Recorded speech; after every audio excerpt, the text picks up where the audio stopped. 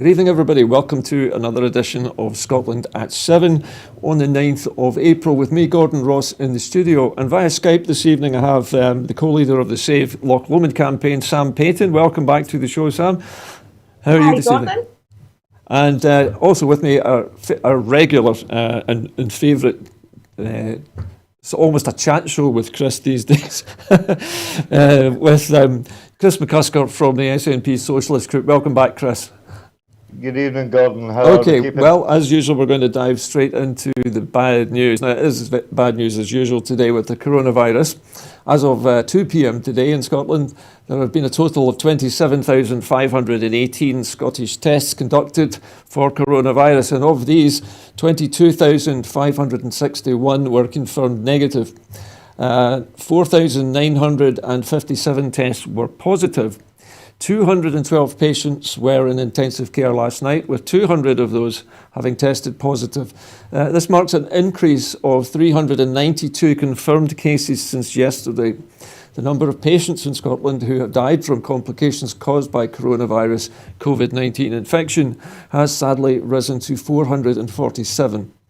The latest UK figures available show that 7,978 patients who tested positive for COVID-19 have sadly died from their illness. A total of 243,421 people have now been tested, of which 178,344 were negative and 65,077 were confirmed positive. Chris, if I might come to you first on this, there's been a little bit of confusion, I suppose, about the way that these numbers are now being calculated. The Scottish system is now more accurate, I understand, and we're beginning to get figures of people not only in hospitals but also in care homes and at homes. So these are, well, the figures we're quoting here are the normal figures.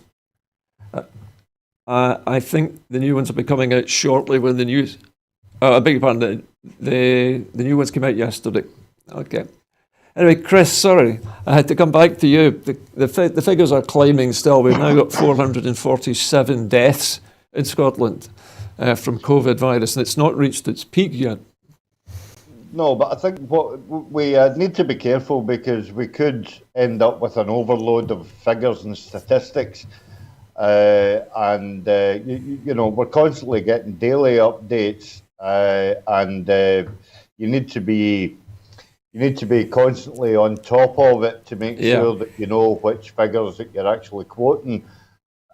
Well, we're on top of the figures. If I could turn to you for a moment, Sam.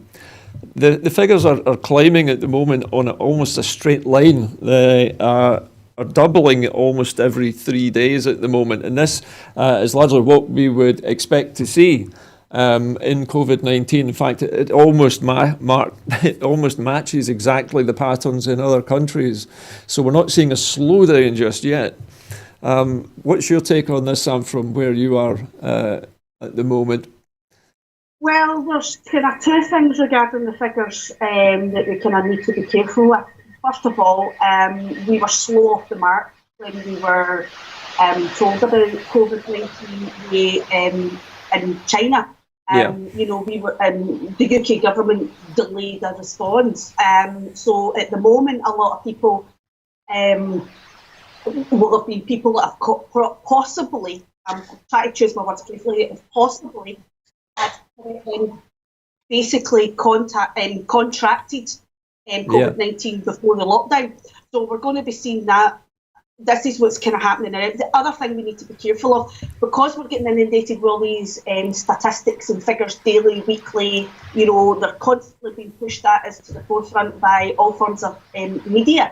And people start to forget there's real people behind this, there's real families behind this. And I think we need to be aware that this is affecting real people, real families, you know, in our communities, in our streets, you know, in our towns, our cities, you know, and we need to, because it's very easy that when you're getting the figures, you desensitise to a certain degree that what the figures actually represent. Well, what we're hearing, Sam, sorry to interrupt you, Sam. What we're hearing is that the figures that we're seeing now represent the people who caught the virus just before we went into the lockdown. So this is like 2 weeks ago. These are people who are now dying, unfortunately, from the illness, having caught it about a fortnight ago. And of course, this is also about when the death is recorded, as opposed to when it actually happened as well. So sometimes a death has to be confirmed coronavirus, and that might take some time. And also the time it takes for the death to be registered as well officially. So obviously there's a lag time. There will be a lag time, because I know even under not what we would call normal circumstances, I hate that phrase, normal, but to register a family member's passing away. I know when my mum passed away, you had to go and make an appointment, and it's not just done in a day or hours. It can take a few days, because you've got to make an appointment with the registrar office, and you've got to do all these things. So at the moment, what will be happening is, because everything's kind of in lockdown, these appointments will be, I would imagine, I'm surmising here, because I'm lucky enough I've not lost a family member through COVID yet. Maybe there'll be a time delay in people getting appointments for the registrar office to go and register family members passing away. So we're going to have that. Of course, because it's people. Sam, sorry. I was just going to. Sorry to interrupt you, Sam. I was just going to say, of course, the register offices are closed down as well, so everything is having to be done online at the moment.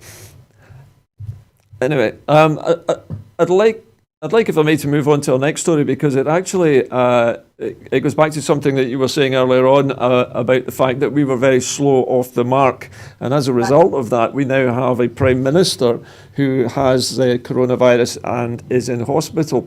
Now, Boris Johnson is said to be improving, although he's still in intensive care. Boris Johnson had a good night and is getting better 4 days after being admitted to hospital with COVID-19.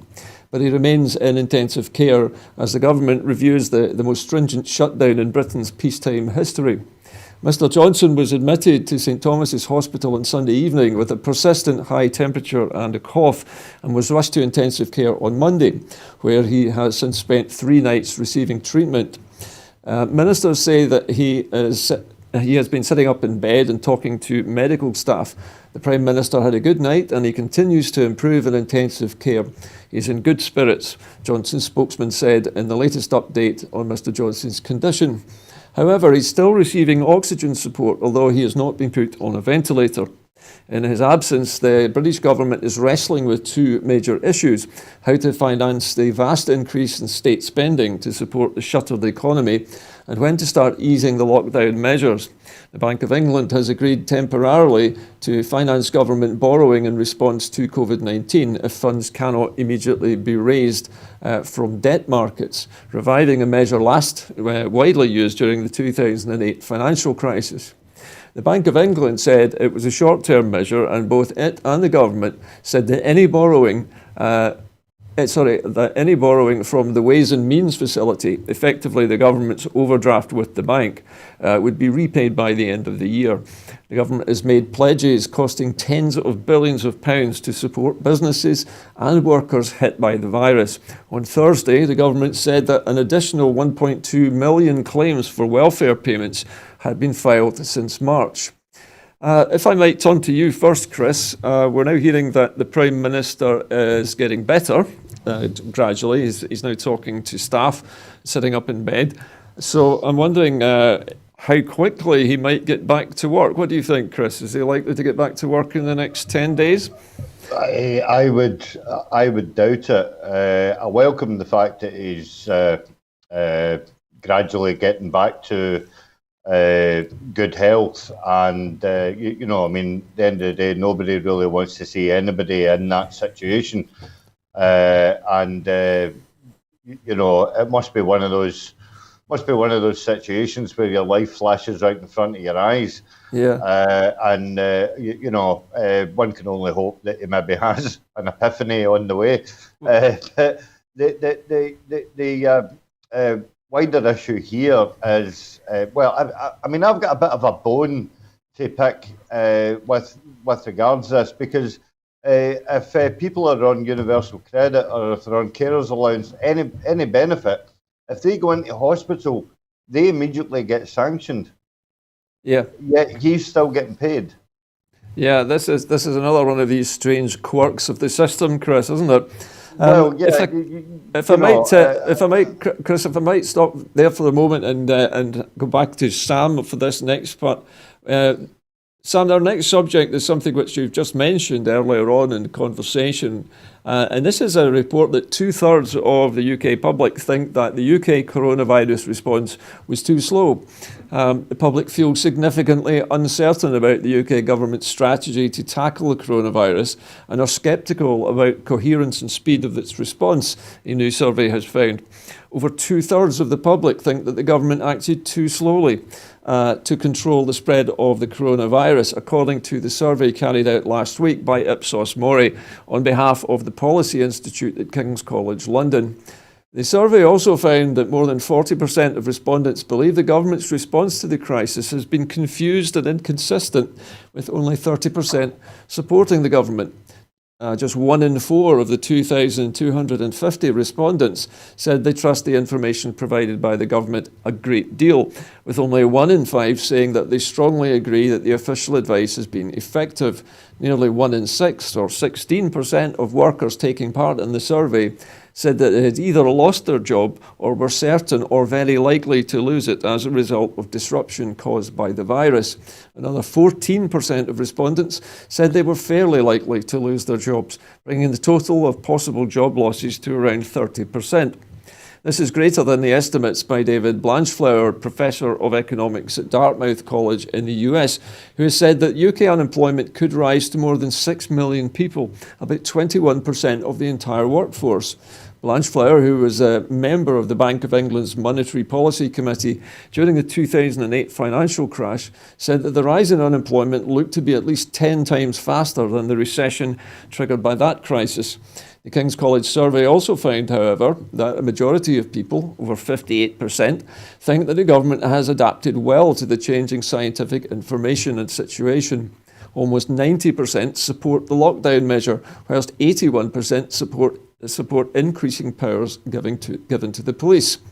Professor Bobby Duffy, the Director of Policy Institute, said that the government's recent stricter actions are viewed very positively, much more so than their overall strategy, with people likely to think that the approach has been confused and inconsistent. This is likely to partly relate to the strong impression among many that the original aim was to achieve herd immunity, although there is now a greater sense that the overriding objective is to prevent the NHS from being overwhelmed. Kelly Beaver, a Managing Director of Public Affairs at Ipsos Mori, said that these results show that while there is broad support for the government measures and clearly people are getting the main message, there is still confusion about many of the details. And there's a real need for the government to continue to emphasise communicating with the public repeatedly and clearly. So Sam, sorry, a little bit of a lengthy story, but it does go back to what you were saying earlier on in the show about the response being too slow. This being mirrored today, Sam, by the report that we've just mentioned.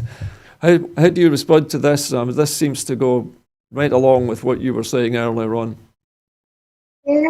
Basically, there's quite a few points. I was taking wee notes as you were reading there.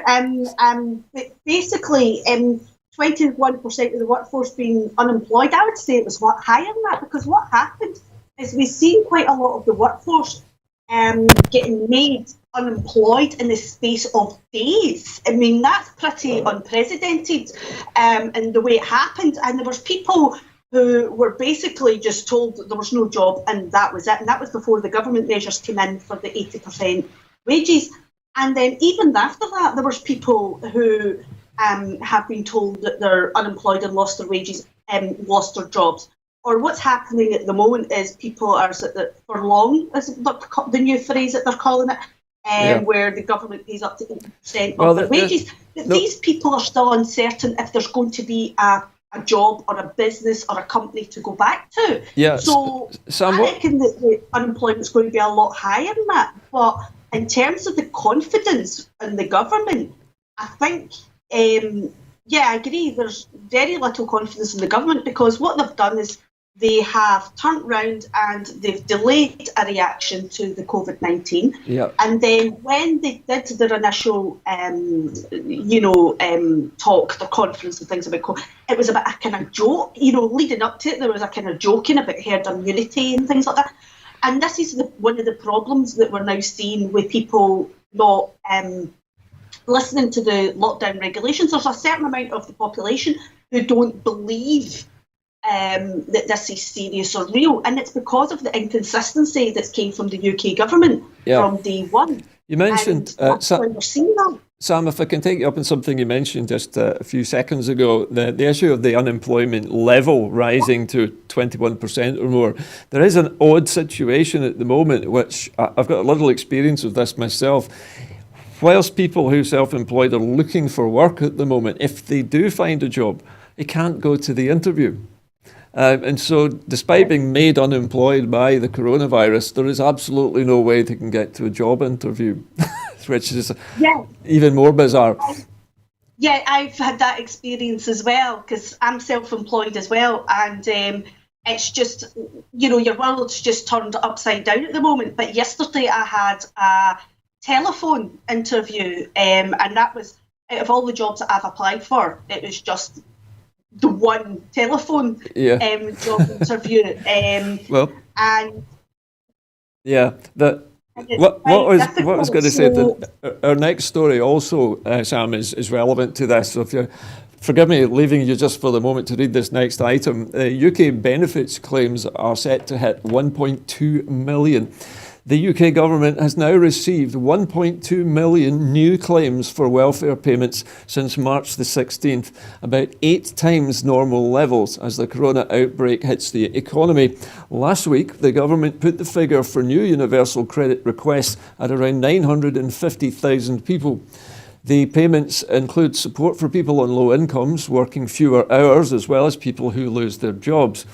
There are normally around 100,000 applicants every 2-week period. As the coronavirus pandemic sweeps the country, analysts think that the country is heading for its sharpest economic slump in a century. The government has pledged that it will provide 80% of the pay of workers who are temporarily laid off and has raised welfare payments for those out of work. In the United States, the number of people seeking unemployment benefits in the last 3 weeks has likely totaled a staggering 15 million people. The next publication of the official British labour market data, which will include figures for the number of people seeking jobless benefits in March, is due out on April the 21st. Britain's Welfare Department said it was changing its system for making new claims so that applicants no longer need to do an interview over the phone. Between March the 23rd and the 27th, around 1.8 million calls were made to Universal Credit's helpline, with some people left waiting for hours. On March the 30th, the day after the Prime Minister Boris Johnson warned that some lockdown measures could last months, there were 2.2 million calls. The government has moved 10,000 staff to process the claims and is recruiting 5,000 more. We're doing whatever it takes to make claiming benefits as straightforward as possible during a time when we're receiving an unprecedented number of claims, said a Work and Pensions Minister, Theresa Coffey. Britain's 5 million self-employed people will not hear whether or not they are eligible for similar aid until June. Chris, I'd like to come to you first of all on this one. This is primarily a labour issue, isn't it? In terms of, when I say labour, I mean a workers' issue, really. And we're talking staggering numbers of people applying for benefit in a 2-week period. I don't think I've ever heard of anything like this. No, we haven't. And I was reading with interest today the MP Stephen Timms, who is the committee chairman. He was saying that the level of claims are unprecedented. And I can only sort of like say, well, what did you expect? There were stories last week of people who were calling the DWP hotline and for days days on end, they just couldn't get through. And the exasperation of being held in a queue, or being held in a queue for a couple of hours, and then all of a sudden you get cut off. It's an absolute riot. What could have sorted all this out was the government could have just said, right, okay, we're going to adopt UBI for 6 months at the outset. UBI being what? Is that Universal Basic Income, Chris? UBI. Yeah. Just to be clear. Yep. Yeah. So they could have done that. Whilst the DWP got themselves together, they could have said, right, everybody that needs supported will get supported, and because this catastrophe has basically brought the whole system to meltdown. Well, the thing is, Chris, I think you probably agree that the system was already heavily underfunded to begin with. And the levels of welfare benefits are probably the lowest in the developed world. It's been underdeveloped since the days of Margaret Thatcher. Do you know what I mean? Yeah. The Tory capitalists are no lover of benefits. Yeah. In any such way, shape, or form, unless it benefits them directly. You know what I mean? I'm drawing a direct level at Tory MPs who are renowned for fiddling their expenses and stuff like that. Chris, I'd like to bring Sam in at this point. Sam, it's always good to have a woman's point of view when it comes to household money. I mean, I know my wife's got very strong opinions on the amount of money being given to us by the government. How do you see it from your point of view, Sam? Is the UK government doing enough? Gets you up the backside when you get home with that comment. Anyway, basically, I'm very much, they've not done enough. They really haven't. I agree with Chris, there should be the universal basic income. One of the things I was dealing with somebody helping me out in my local community was a person who was sanctioned just days before the lockdown.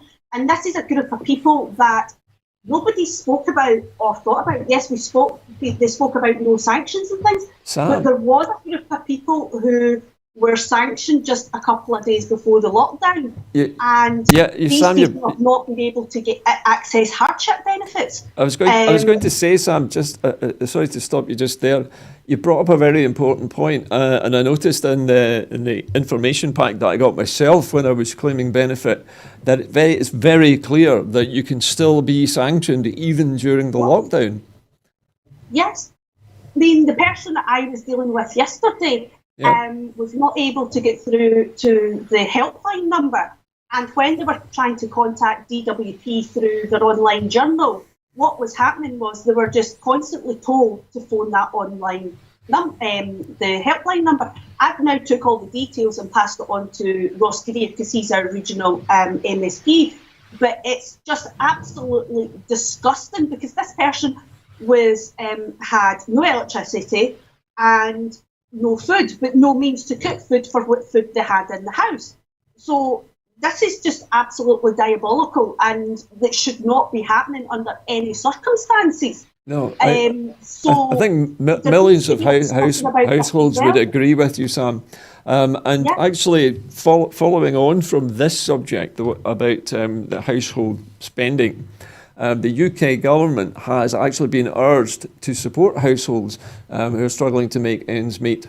The SNP has renewed calls on the UK government to provide urgent support to families and households across the UK who are struggling to make ends meet due to the coronavirus pandemic.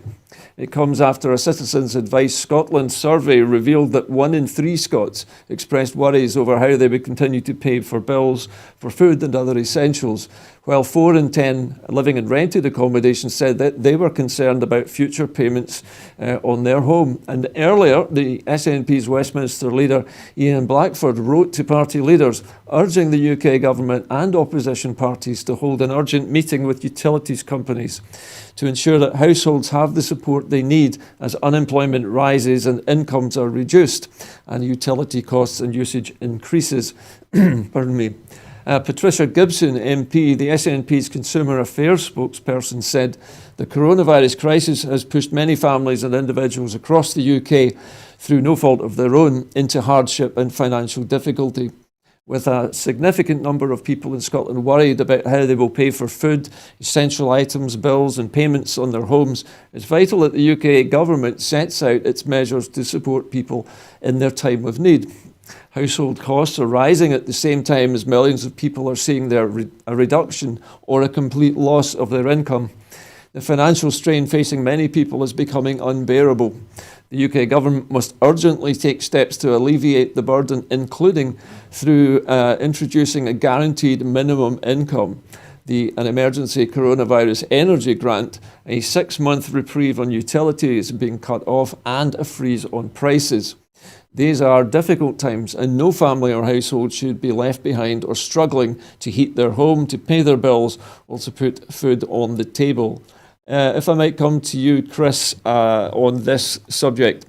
Now, the SNP have been repeating this message to the UK government and to the other opposition parties that they all need to get together to sort this problem out and to make sure that people have enough money by using what you called earlier on UBI, Universal Basic Income.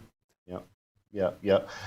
I mean, if I could possibly add in the fact that my group, the SNP Socialist Group, since our inception back in 2015, we've been calling for UBI, but obviously, we can't adopt it until such times as we can get the necessary powers, which would allow us to, even discuss it. Our convener, George Kerrivan, has been doing a fantastic amount of work with various external bodies, one of them including the Commonweal and various other think tanks into the research and taking in on models from the Nordic countries where it's actually proven to have worked. But one point that I have to make, Gordon, is the fact that it has to be lauded the fact that the Westminster Parliamentary Group are constantly calling on for these measures to be adopted. The harsh reality of it is the fact that the Tories, being capitalists, will never embrace socialist ideals. Even in the teeth of an emergency like this, Chris. Yeah, I would be absolutely shocked and flabbergasted if they were to actually at least meet us halfway on any of the proposals. Okay.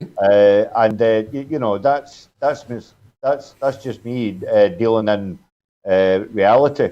Okay, if I could bring you in, Sam, to this discussion, the idea of a universal basic income. What is your opinion on this idea? I totally agree with Chris on this. It would make a huge difference, especially even if it was implemented as an emergency measure right now. But it would be good to see it in a more permanent basis in their society. But I mean, one thing it's COVID-19 certainly shown that's happened is the UK is not prepared in any shape or form for any disaster, natural disaster or viruses or anything like that. It's just shown so many cracks right across the board, across so many different parts of the government. And but universal basic income, I think it should be just a basic thing. It's implemented in a time of crisis, and this is a time of crisis. Well, it would be a terrific idea. I think, sadly, Chris might be right that the ideological wall that's being put up by the Conservative Party may make it impossible. Anyway, I'd like to move on to our next story. This is an unusual one. The Scottish Greens co-leader, Patrick Harvie, MSP, has used his first ever virtual FMQs to call on the First Minister to improve clarity around the provision of so-called do not resuscitate orders. Commenting, Patrick Harvie, MSP, said People across the country are understandably concerned about the care their family members will receive in care homes in these unprecedented circumstances, as well as wanting to know that the people working there are safe. One troubling issue has been raised with me by constituents: the issuing of instructions not to attempt resuscitation for a patient. We all understand that difficult decisions have to take place in care settings about how people should be treated if the worst does happen. But those decisions must be based on a respectful discussion with patients, giving them as much dignity and control as possible. The First Minister confirmed that she is aware that this is not always happening at the moment, and that in some places people have been shocked to learn that do not resuscitate notices are being applied on a blanket basis without the proper involvement of patients and their families. It's vital that ministers remind GPs and others of the need to act sensitively in such circumstances, respecting an individual's wishes. If I could take you first, Sam, on this subject. This is obviously a very sensitive and emotive subject. The idea that people might have a wish not to be resuscitated if their heart stops beating and it looks like they're going to die. In some circumstances, the patient themselves might sign a document saying that they don't want to be resuscitated. But this appears to be concerning decisions of medical staff and other people who are ordering patients not to be resuscitated. Sounds to me extremely worrying. This is, to a certain degree, always happened in certain cases, and unless you have been personally involved, then a lot of people don't think of DNRs, being subject to the medical professions putting them in play. We did have a situation like that with my mum, where the medical staff made that decision due to my mum's condition. And we, once we sat down and had that discussion with the medical staff, I totally agreed with them under the circumstances. My brother found it a bit more difficult, and my mum's partner found it a bit more difficult, but we had to have that conversation. Yeah. A really extremely hard conversation, but we had to have it because we had to be honest about my mum's what her condition was. Yeah. And basically, at the moment, there is stories and allegations of it being a blanket DNR getting put in place. And I think GPs need to be, and medical professionals need to sit and talk to the families. They need to have the proper discussions as to why they believe a person should have a DNR and why, the discussion needs to be, my mum, what happened with her was she had a very, very bad stroke which left her paralysed, plus she had terminal ovarian cancer. So she was paralysed as well. And, and that was the reasons given were because the quality of life, and also as well, her body was so weak. Her body was so weak with the damage from the stroke and the cancer. Uh-huh. And it was a bit, it was more to do with a humane decision. It was a hard decision.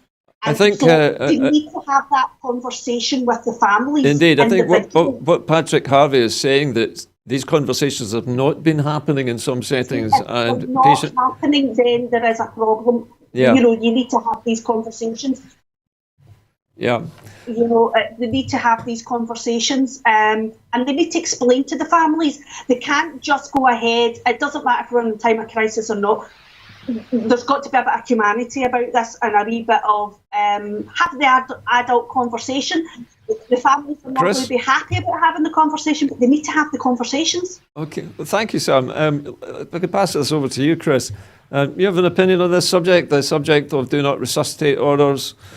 Sorry, it was the conversation was in and out. I'm getting a signal up on my screen here saying we're just talking about do not resuscitate orders being used by staff and being imposed rather than being talked about with the patient.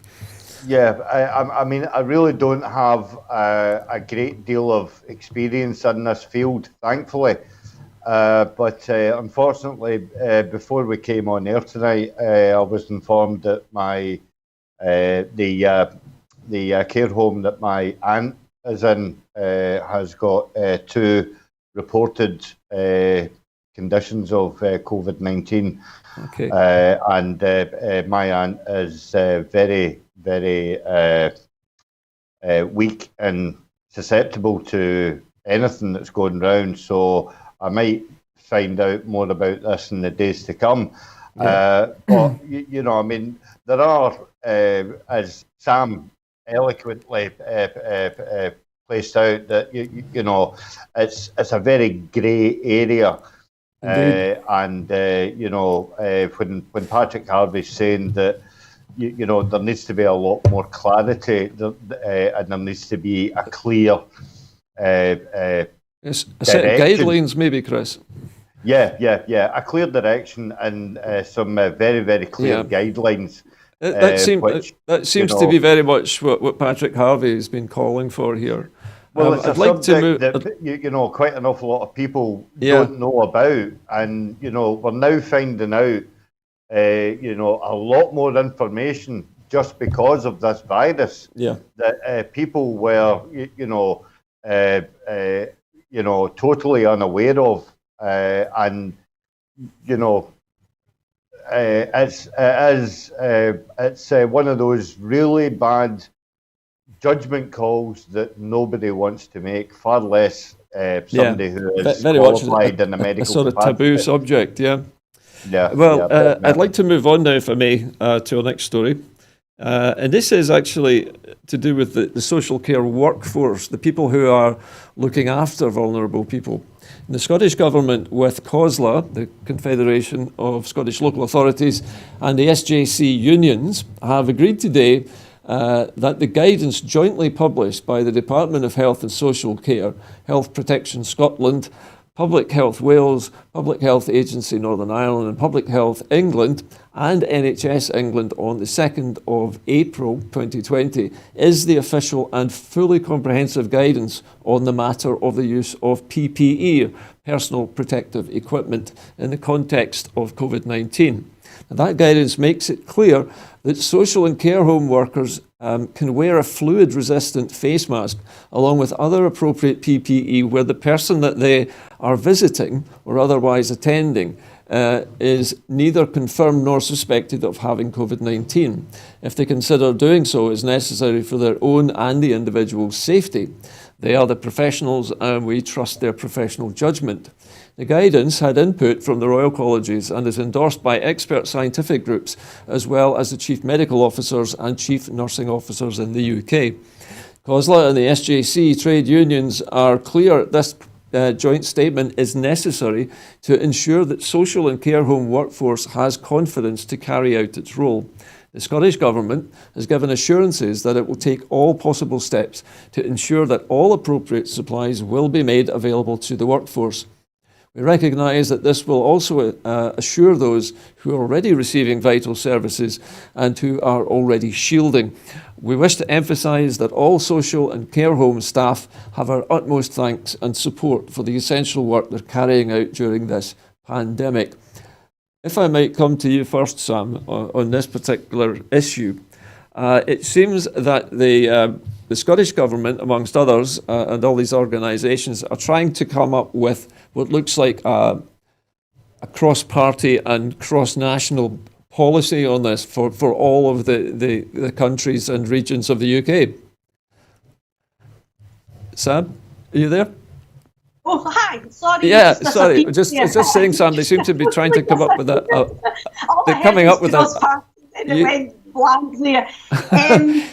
Okay, I'm just looking for your opinion on this, Sam. They're trying to come up with a much more concrete and universal kind of set of guidelines for personal protective equipment for use in a care scenario.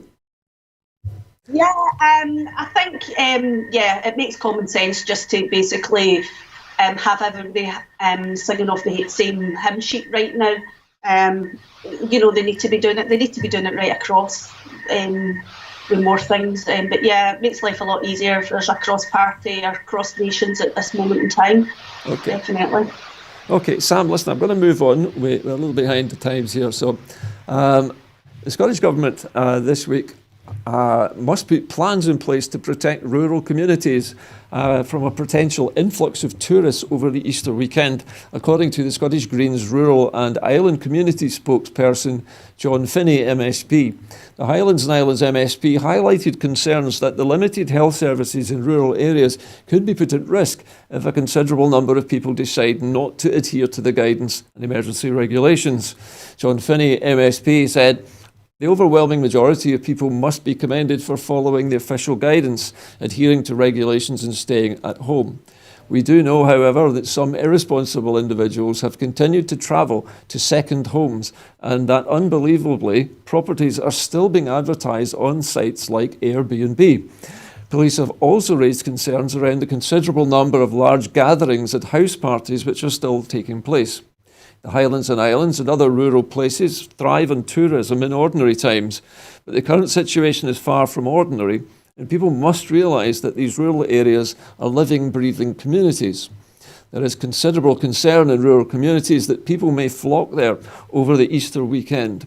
By travelling to these areas, people put pressure on the already limited health infrastructure and risk leaving nothing in shops for local people and potentially spreading the virus too. The Scottish Government must explore every option to ensure that rural communities are protected at this time of crisis. Restricting ferry services to essential journeys has brought much needed relief for island communities, and I'd urge ministers to consider what equivalent measures may be required on the mainland to protect those communities. All measures, up to and including closing the snow gates, must be considered to protect communities during this unprecedented emergency period." Chris, this is an interesting one, I think. John Finney is really saying that he wants, I think, seems to be more strict regulation of people's movements at Easter, especially into what we would traditionally see as holiday areas of the Highlands and Islands. Well, I would actually welcome the suggestion of using the snow gates. The benefit of using the snow gates obviously means that they don't need to be manned. So therefore, you know, you're not going to have Hamish Macbeth standing.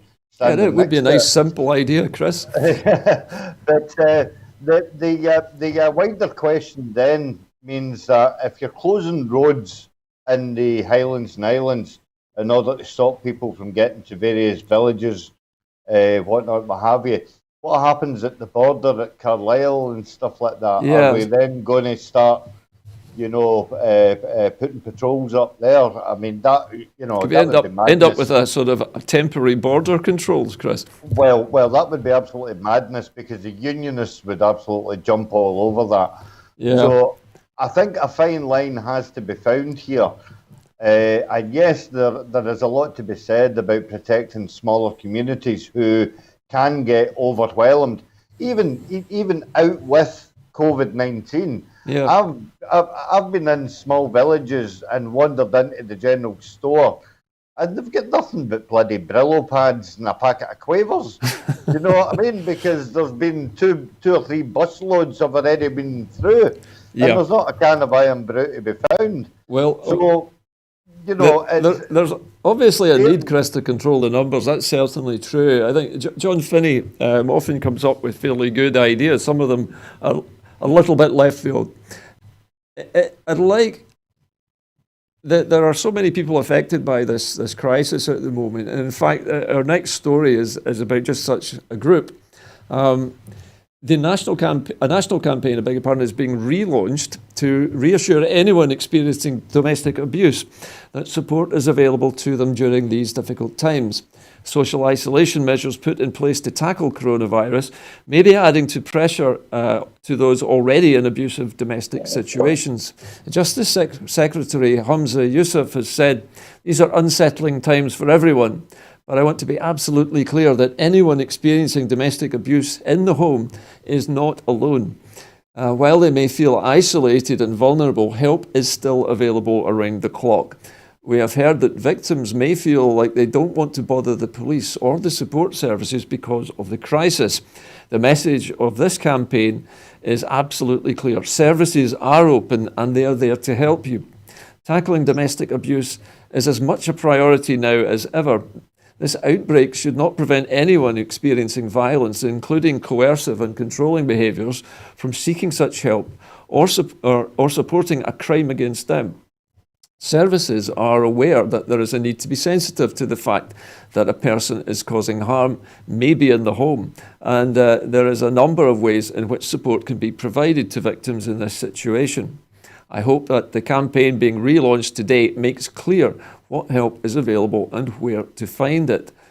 So, Sam, I think this is another story of people being affected tangentially by this crisis, who are already feeling vulnerable, already perhaps feeling alone, and now being forced into lockdown seems to be almost imprisoning them with their abusive partners. Yeah, the thing is domestic abuse takes many forms, as you had said. You know, you can have coercive behaviour, but one of the things a lot of people are not aware of as well is domestic abuse can also be carried out by an ex-partner.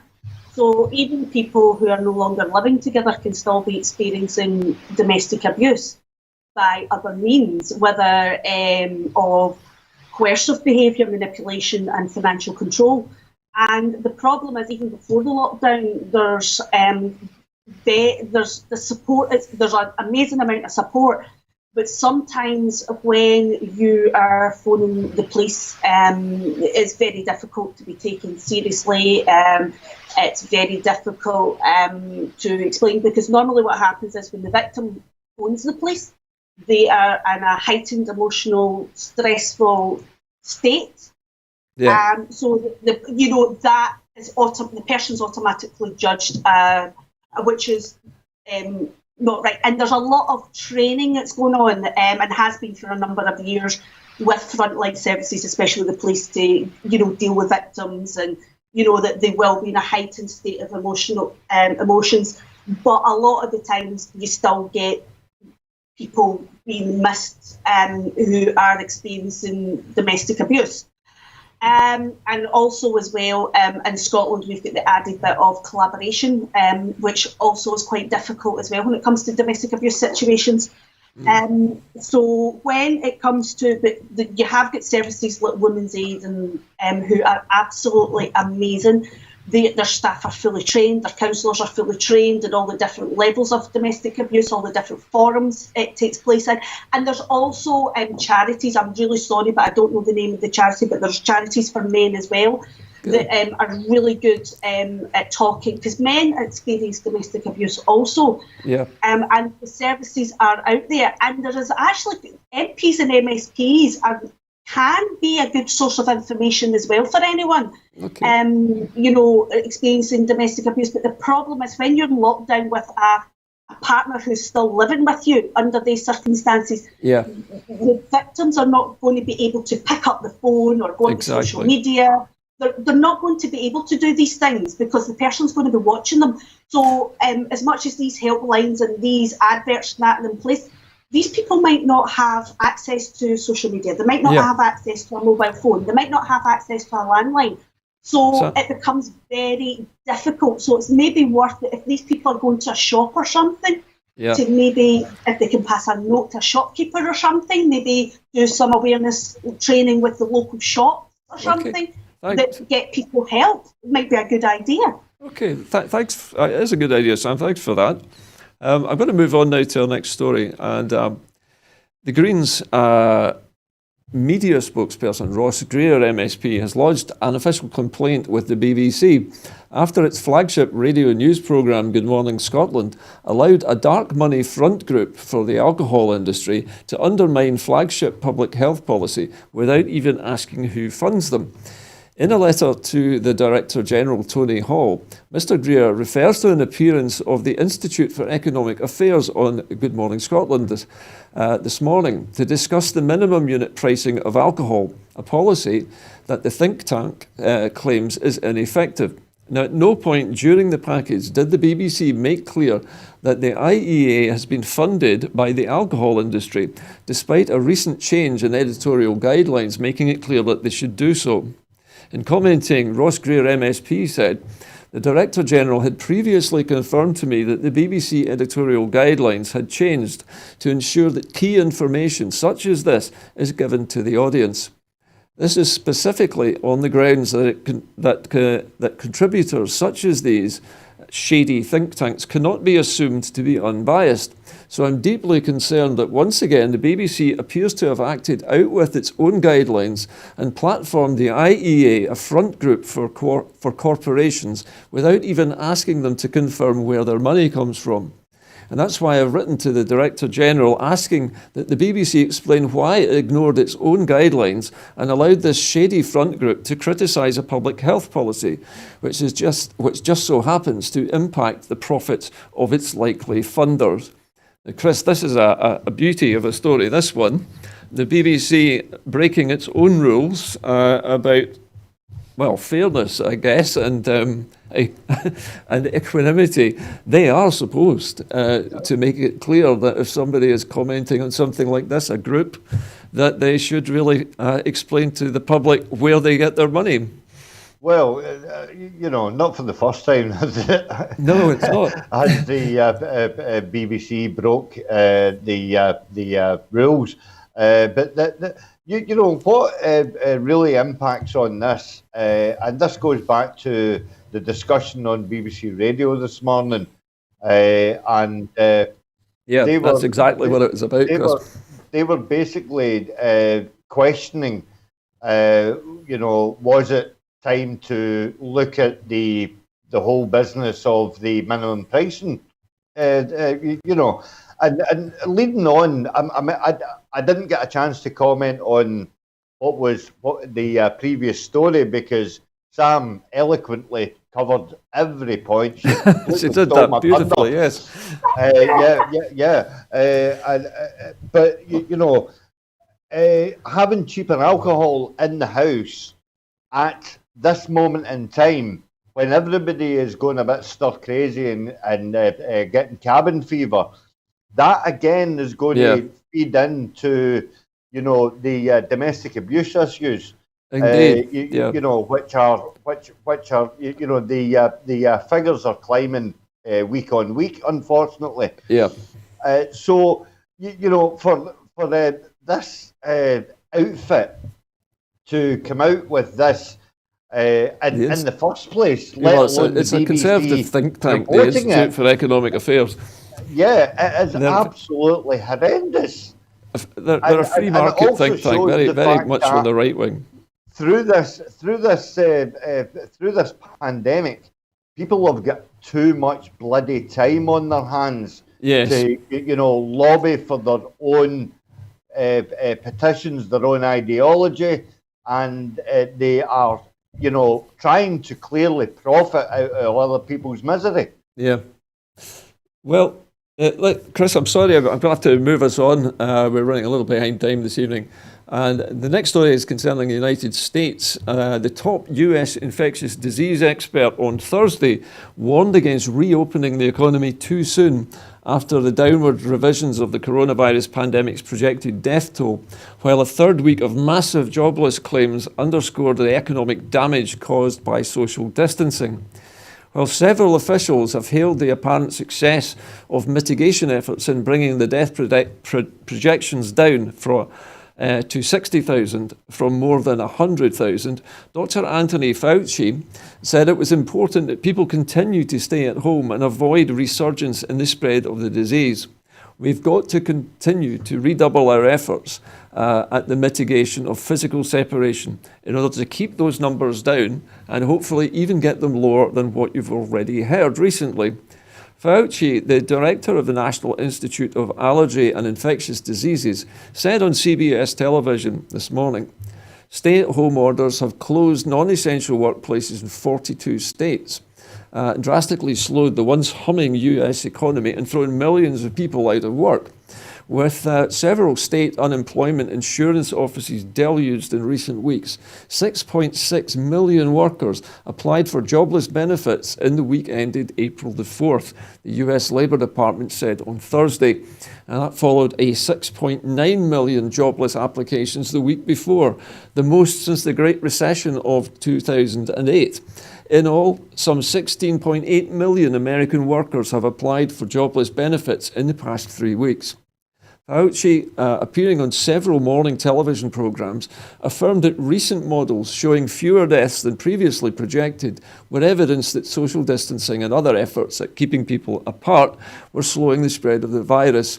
The University of Washington model, often cited by the US and state officials, projects that COVID-19, the respiratory ailment caused by coronavirus, will claim 60,415 American lives by August the 4th, with the peak coming on Easter Sunday this weekend, when it projects that 2,212 will die.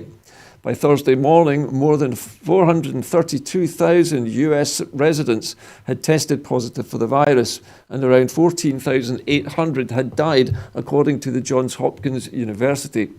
New York State, the epicenter of America's coronavirus crisis, set another single-day record for COVID-19 deaths on Wednesday, as veteran doctors and nurses voiced astonishment at the speed with which patients were deteriorating and dying. Patients look fine, feel fine, and then you turn around and they're unresponsive, said Diana Torres, a nurse at Mount Sinai Hospital in New York City, the center of the nation's worst outbreak. The number of known coronavirus infections in New York State alone approached 150,000 on Wednesday, even as authorities warned that the official death tally may understate the true number because it omits those who have perished at home. Officials have warned Americans to expect alarming numbers of coronavirus deaths this week, consistent with the projections. I think I will come to you again, if I may, Sam, on this one, because America is so much bigger than the UK, and these figures seem so astronomically large. With nurses saying that they turn around one moment the patient seems fine and the next minute they're unresponsive. These are very dramatic times that we're living in. America seems to be a real hotspot at the moment. Yeah, it'd be interesting to see what the kind of cases are per, the population per million and per capita, compared to the UK, because obviously the population's a lot bigger. But I think, if they it's like here, isn't it? If they lift the lockdown too soon, it's just going to, the peaks, COVID-19 is going to re-emerge. Well, Sam, there's another piece of news today, Sam, which I think is linked to this, is that in Spain, they now think that the lockdown there is likely to last well into May, maybe beyond that. I've seen that today. It's just come up today that they're planning to hang on to their lockdown a bit longer. Spain's had a pretty bad time of it as well, I see. I think it's more understanding that's coming out regarding the virus, and how, it kind of incubates and, and how it kind of survives in the human host and things. So I think, as more information comes out, we might find that the lockdowns might go on a little bit longer. I'm kind of watching China at the moment because obviously they've come out of lockdown. Yeah. So it'll be interesting to see. I mean, they're reporting cases, but they're not reporting deaths at the moment, which I find quite interesting. So it'll be interesting to see what happens there now they're out of lockdown. Thank you, Sam. Chris, if I can come to you for a moment on this one, Chris. The Spanish government is announcing that it's considering starting universal basic income in Spain. So this goes back to your early point that this is the obvious answer to the problem of how to pay people when they lose their jobs due to the pandemic. It is an obvious answer, and what we have to do is we have to look at, the Spanish government are not exactly well known for their socialist ideals. So this is actually, welcome news indeed, because if one country shows the way forward, fairly hopeful that other countries would be keen to follow. Okay, Chris, thanks for that. Our last story this evening, and we'll maybe have to cut this a little bit short, concerns two Scottish firms who are current. We're going to leave this last story, Chris, I think, because we're running out of time here. But hang on. Okay, because we have another 8 o'clock clap this evening, we're going to interrupt the programme. 5, 4, 3, 2, 1. It's time for the 8 o'clock clap for those of you who are taking part. Clapping for the NHS again, Chris. Thank you, Sam. We seem to have lost our picture there from Chris. I'm not sure what's happened to our picture. I think he's hiding behind something there. He's disconnected himself. Our final story this evening, Sam. Well, we actually have two more. I beg your pardon. We have two stories. One of which I was going to tell you about a moment ago, which is that there are two companies with facilities in Scotland which are part of the effort led by Babcock International Group to design and produce more ventilators to ensure the NHS and social care sector has the support and equipment it needs to tackle COVID-19. Babcock International is leading on the design and production of 10,000 ventilators for the NHS in response to the UK government's request for help from industry. As well as working on brand new prototypes, the team from Babcock, engineers and specialists, has set a supply chain solution from scratch. The team has worked night and day to set up the supply chain and has enlisted a number of manufacturers to help with the assembly and production. As part of this effort, Plexus, who is also leading other ventilator programs, and Raytheon UK will both be supporting the production of ventilators in their Kelso, Livingston and Glenrothes manufacturing facilities. The Scottish Government has welcomed the involvement of these firms as they join a number of internationally renowned companies focused on accelerating ventilator capacity for the NHS across the UK. The Minister for Trade, Investment and Innovation, Ivan McKay, said, "I welcome the announcement by Babcock International Group to produce 10,000 ventilators for the NHS, and I'm very proud that Scottish-based companies like Plexus and Raytheon UK are playing their part in this crucial supply chain. These companies are at the vanguard of efforts to manufacture more ventilators as part of the UK-wide efforts to tackle COVID-19. Plexus and Raytheon UK have been supported by the Scottish Enterprise to facilitate their involvement in vital efforts to increase capacity for the NHS, and the Scottish Government and the Scottish Enterprise remain in contact to provide operational support. Ventilators are hugely complex devices that normally require time to be designed and tested. So the speed at which Plexus and Raytheon UK is part of the supply chain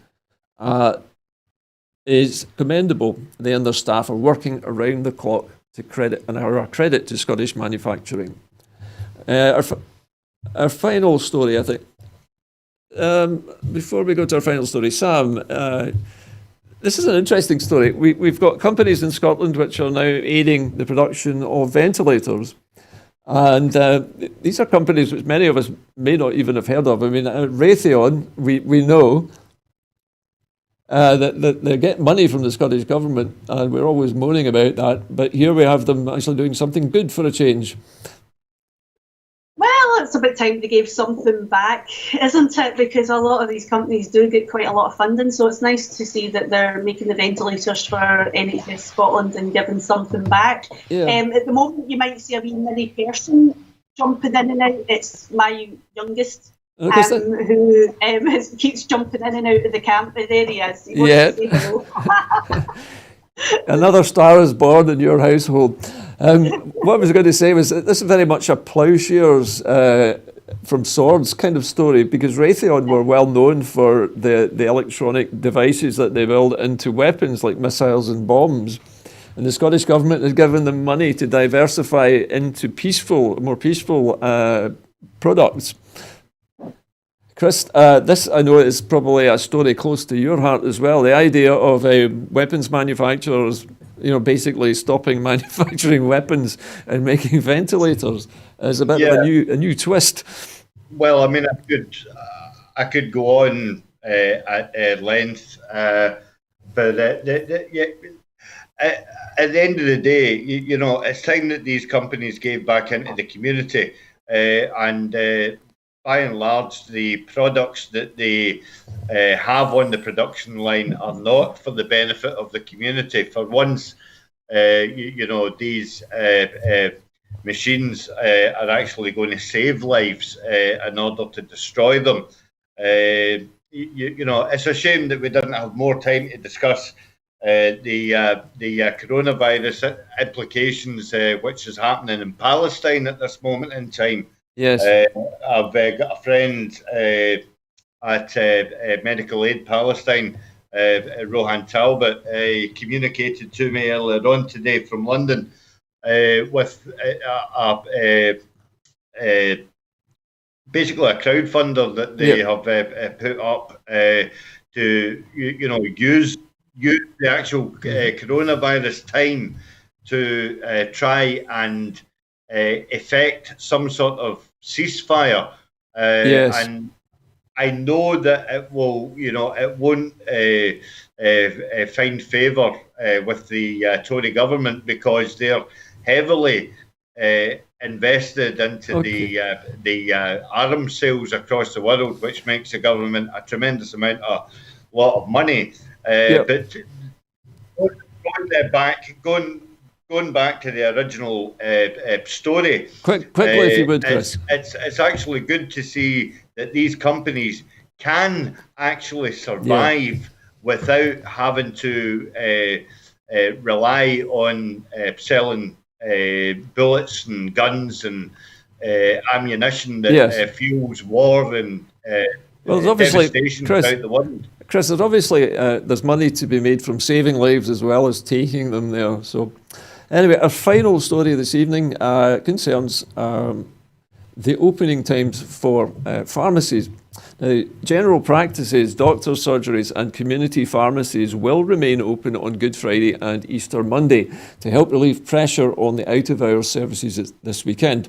GPs will be open to offer treatment for non-coronavirus related health issues where it is safe to do so. Community pharmacies have also been requested to remain open where possible to support the wider efforts of the NHS. Patients with coronavirus symptoms are asked to check the NHS inform.scot/coronavirus website first for advice, or to dial NHS 24 on 111 day or night if their symptoms worsen or do not improve after 7 days. The Health Secretary, Jean Freeman, said, "I want to thank all the health and social care staff for their continuing extraordinary efforts as we face this pandemic. Given the ongoing demand on the NHS, I've taken the unusual step of asking GP practices and community pharmacies to remain open on Good Friday and Easter Monday, but only if it is safe to do so." Working with the Scottish GP Committee of the BMA Scotland, the Scottish Government has agreed an additional £15 million to help GP practices meet the costs of responding to COVID-19. A part of this will help cover the cost of remaining open on Good Friday and Easter Monday, and the remainder will help to meet other costs being faced by practices during this difficult time. I've also made it clear that the Scottish Government will meet any additional costs incurred by community pharmacies to remain open on these bank holidays. As always, if you have a critical medical emergency, whether related to coronavirus or not, please phone 999. So a very clear message from Jean Freeman there that they are moving heaven and earth to keep pharmacies and GP practices open during the holidays, something which I don't think has really ever happened before, not in my memory anyway. It just remains for me to rather belatedly tie the programme up. And of course, following our successful 700 Live Ceilidh on Saturday to mark the Arbroath 700, we've decided to invest in increasing our remote production capacity so we can do more live events. By increasing our fibre connection to 1 gigabyte and installing a new production computer. This will involve an investment of about £3,000, which will transform the way that we connect to remote guests and increase the number that we can connect to simultaneously. Now, this this will allow us to make more programmes during the lockdown by having more guests in remote sites, like we're doing this evening with Chris and with Sam. So, as usual, if you would like to help us by making a donation, or if you'd like to become a regular contributor, you can support Broadcasting Scotland by going to www.broadcastingscotland.scot/register and become a Broadcasting Scotland supporter. Well, that's it from myself in the studio. It just remains for me to thank my two guests, Sam and Chris. Thank you both. And from all of us here at the studio at Cowcaddens, very good night to you.